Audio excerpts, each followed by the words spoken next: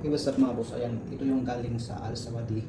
Nagawa natin to sa Al Sawadi suso or bagungon. Ang tawag sa iba is iba't ibang pangalan. So nakaready na yung kala natin.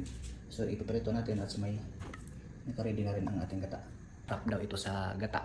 So lulutuin na natin at gagataan na natin para matikman natin. At saka kumuha din ako ng ganito. Kasi ang sabi nila is makain daw to. Ito ay, ang tawag nito is dampalit. So, itatry natin, igisa din natin.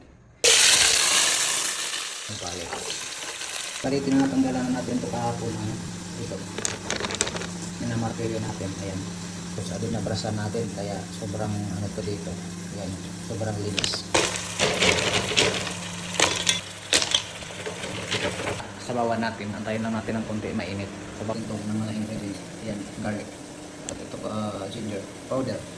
Tsaka black pepper powder, tapos asin, pagpicture is asin, tapos may ano tayo mamaya pang finish. Yung lagyan natin ng konting tubig.